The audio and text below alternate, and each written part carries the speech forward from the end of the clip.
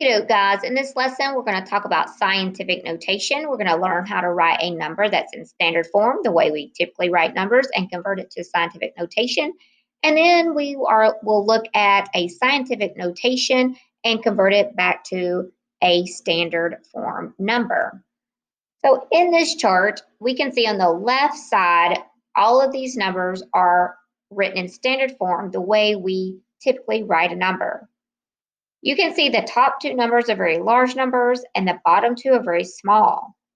What we're going to do is write these without all of those zeros. So on the right side, we see scientific notation. These standard form numbers have been converted. Notice in the scientific notation, they're all based on the power of 10. Also notice that some of these have positive exponents and some have negative. Remember, we've talked about negative exponents when we discussed the power rules, and a negative exponent indicates we're going to have a fraction, or in this case, a decimal. So when we have negative exponents, you need to equate that to very small numbers, and our positive exponents indicate a very large number. There are two parts to scientific notation. The first part is the coefficient, the 9.72 in this example, and the second part is how it's the base of 10. So here we have 10 to the fifth power. So this is scientific notation, both of these parts, and then here it is written in standard form. Let's talk about the coefficient. You need to make sure that your coefficient is a number from 1 up to 10, but not including 10. This number to the left of the decimal has to be a single digit. So you can see down here that in order to satisfy that, we had to move our decimal, which was at the end, we had to move it till we got to here because it has to be a single digit. And the coefficient has to be from 1 up to 10, but cannot include 10. And then, like we said, we have a positive exponent, so that's why we have a very large number. If we had a negative exponent, our decimal would have moved to the opposite direction. And we're going to look at that.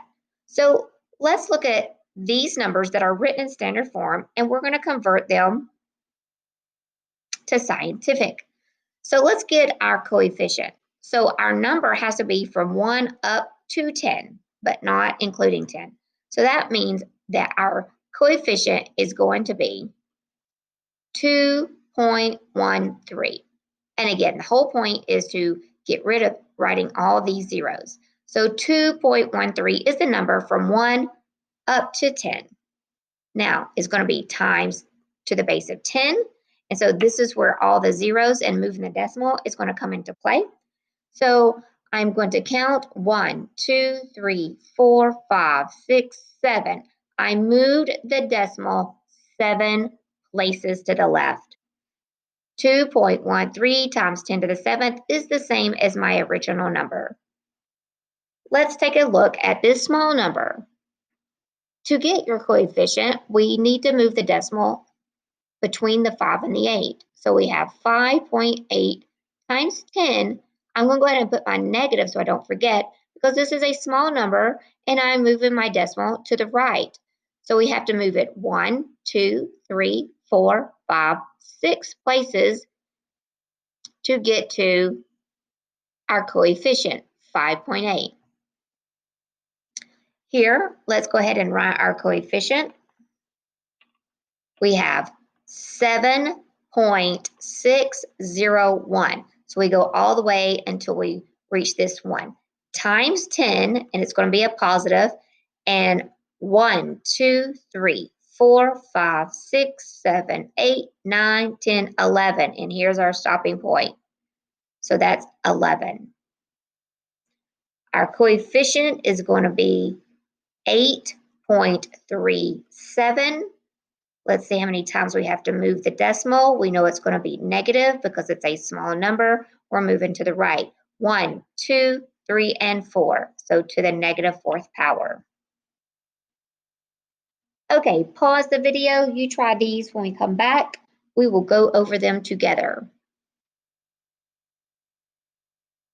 Okay, number 1, our coefficient, the decimal needs to be between the 2 and the 9. The coefficient is 2.9 times 10 to the negative 1, 2, 3, 4, 5, and 6 to the negative 6.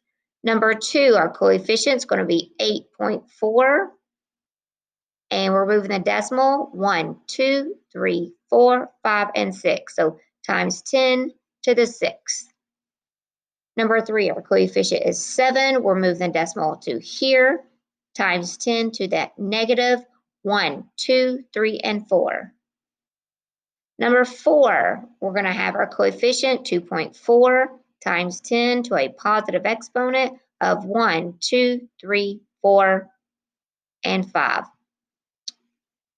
Number 5, we're going to have 6.43 times 10 to the negative 1, 2, 3, 4, 5.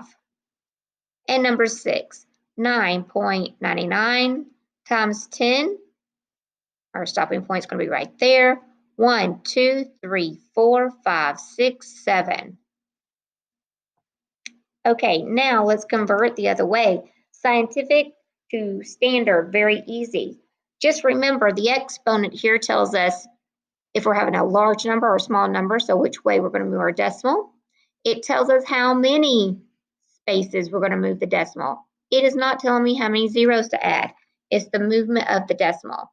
So this is a large number, so I'm going to be adding zeros to the end. So I'll go ahead and put 851. The decimal was here. I'm going to move it 6 places. So that's 1, 2, 3, 4, 5, 6. And then let's put the commas in so it's easy to read. On this one, we have a very small number. We're moving the decimal to the left this time. So I'm going to start here. The decimal was here. I'm going to move it once, 2, 3, 4, 5, 6. Put the decimal here and an understood little 0 here. So I'm just going to double check. 1, 2, 3, 4, 5, and 6. Good. Okay. On this one, we're going to have a large number, so we're moving to the right. We're moving it 5 places. So that's 1, 2, 3, 4, 5. Here we're going to have a small number, so 2, 0, 1, 1.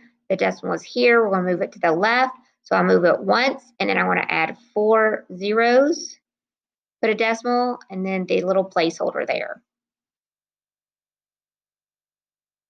Okay, pause the video. You try these.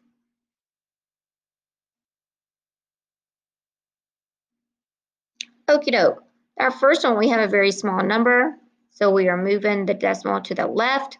It is here. I'm going to move it once and then add 3 zeros to have moved it 4, and making sure that's 1, 2, 3, and 4. Number 2, 7, 9. So I'm going to move the decimal 5 places to the right. We have a very large number, and so that's 1, and then I'm going to add 4 zeros. And then making sure 1, 2, 3, 4, and 5. Okay, here we have 2. The decimal's here right now. We're going to move it to the left. We're going to move it once, and then we're going to add 5 zeros to the front. So let's make sure, double check. So that's 1, 2, 3, 4, 5, and 6. And number 4, we have a large number. So we're going to move the decimal 1, 2, 3. We have 4 more times, so that's 4 more or 4 additional zeros. Okay, last little thing. When you're comparing, sometimes you can just see it easily, but just in case, just convert it to standard form and then compare. So here we have 851. I move the decimal 1, 2, and add 2 zeros. And then I have 6.3, so that's 6, 3 with moving it 5 places, so that's moving it once and adding 1, 2, 3, 4, 1, 2, 3. So we can see that this number is larger, so we're going to have 8.51 times 10 to the 4th is less than 6.3 times 10 to the 5th.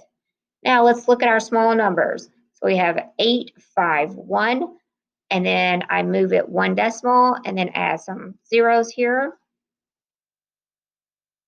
And then on this one, we're going to have 6.3, so 63. So I'm going to move the decimal once and add 4 zeros. So I'm going to line up zeros. So let's line this up. So I have 1, 2, 3, 4, 6, and 3. So these are the same, the same, the same. This is larger than this one. So this time, this 8.51 times 10 to the negative fourth is greater than 6.3 times 10 to the negative fifth. And that is it.